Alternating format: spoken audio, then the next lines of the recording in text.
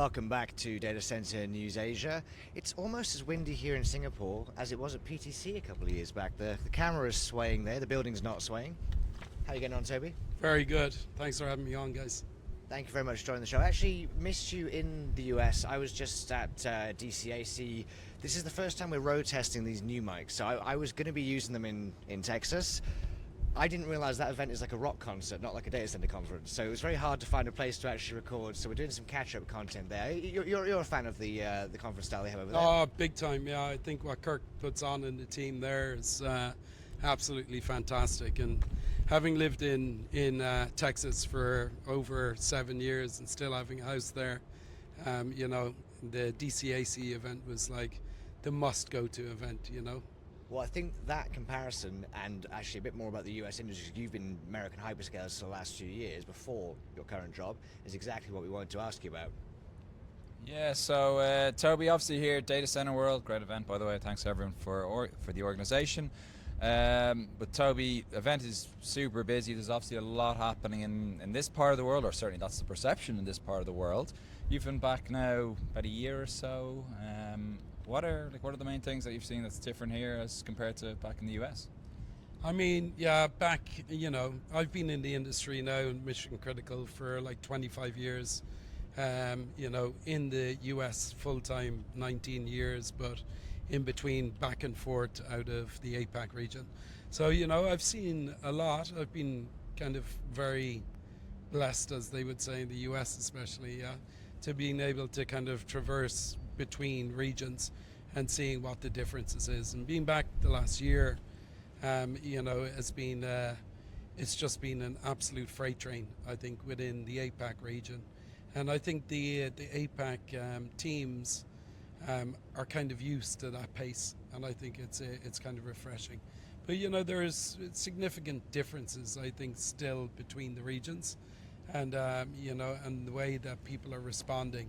And I think it's almost like we have to have 3 different approaches globally, and that's a challenge, for a company that is a global company like NTT.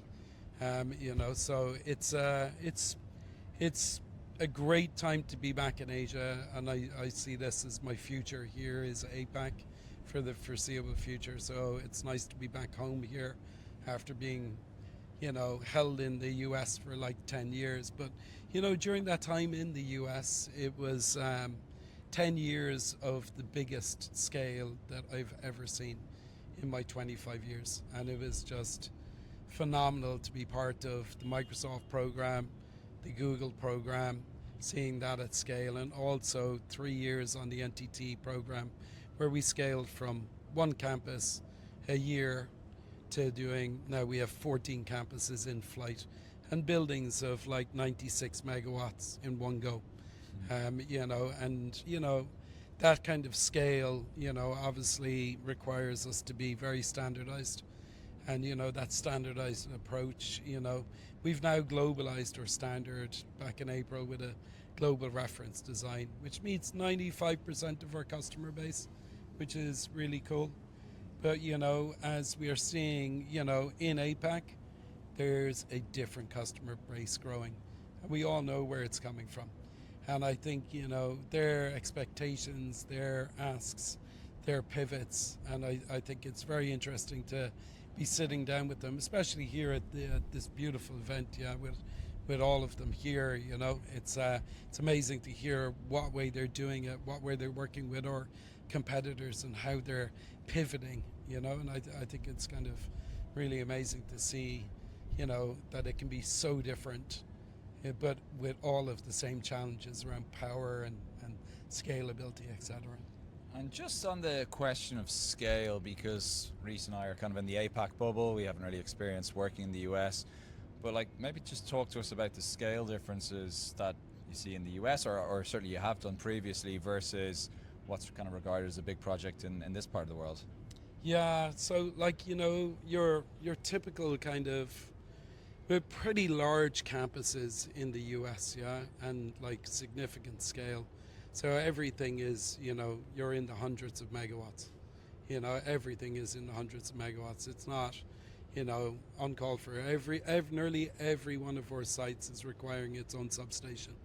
So we have an entire power team that's running the substations and stuff, and and we're going out and we're doing all that land banking ahead of time.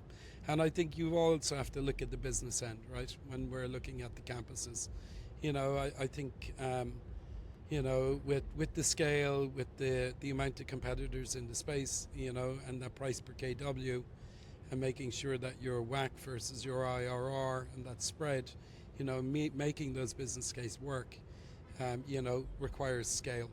And I think we looked at that relating to the business model. And when you get over a certain size, like north of 24 megawatt, in most of the regions now within the Americas, you've got to have your own substation. You throw that into the mix, suddenly, you're paying for that infrastructure. You might as well go big or go home, as they would say. Yeah.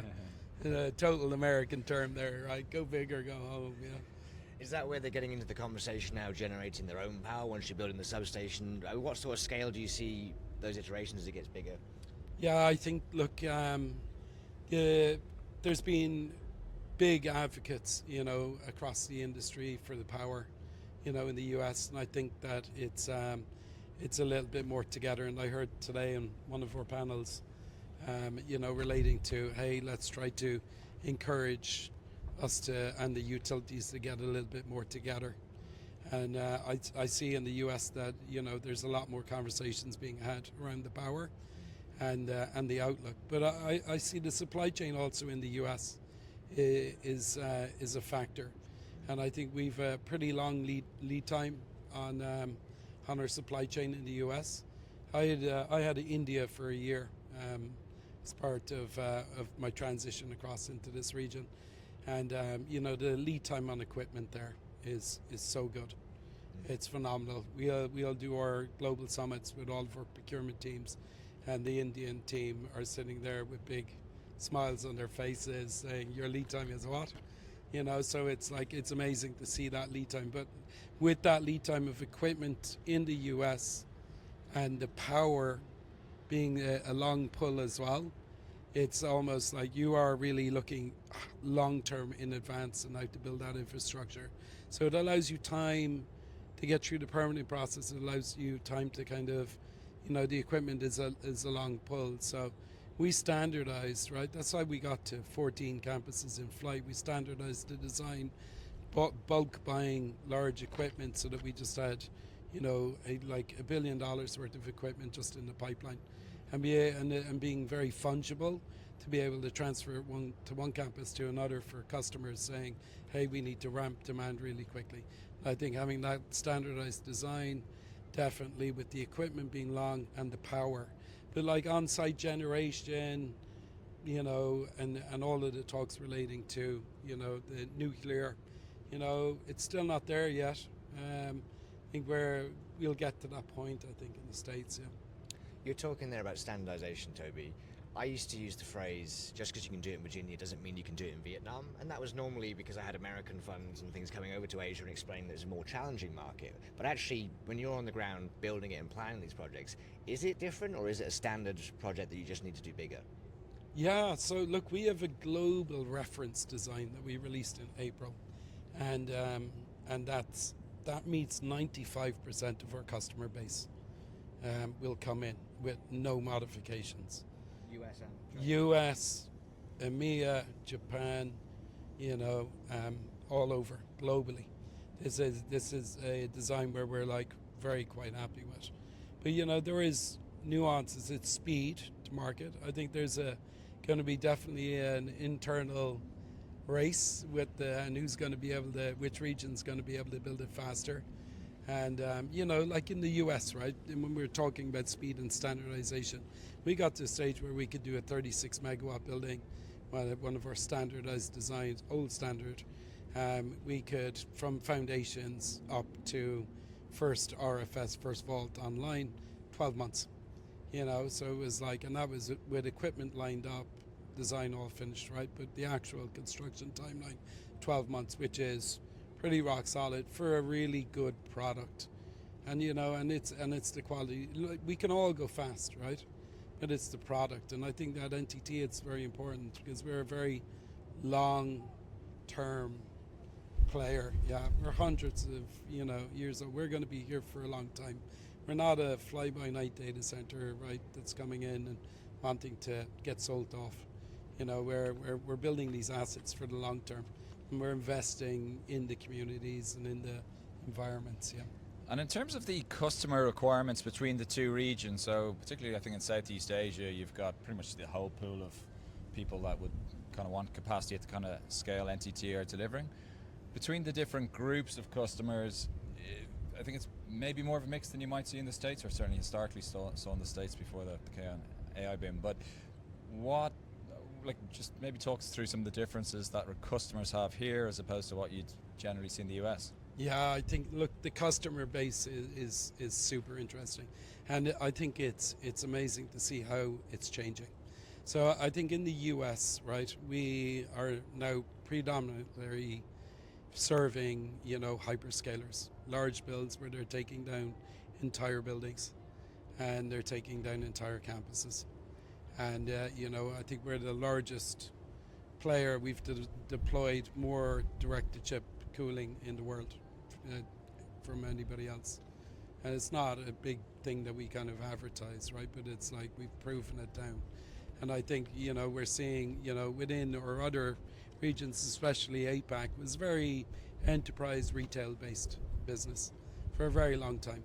And what we've seen over the last couple of years especially is, requests coming in for, in the megawatts to now going into the double digits, going into the triple digits.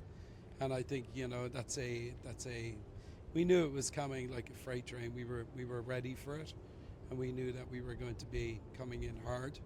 And I think, we're right at that precipice now where it's going to happen. It's super exciting. And are we ready? The last year has really been get fit for me with this region, staffing up, getting the right people, power banking, land banking, and now it's been people banking, I think, are we ready is the question a lot of the panels have been asking today for the boom that's happening in this region. I think we're going to have to wrap this one up because we've got two Irishmen and a Welshman standing in this heat. I'm about to be medium rare by the time we finish this, this discussion. But love hearing the insights from you, Toby. The technical deep dives are always great fun. Next time we'll have to get you on to give us some stories about the tents and subsea data centers. Oh yeah, I'd love to. Yeah, thank you so much, guys, for having me on. Cheers, Toby. Thanks again. Thanks for watching, everyone.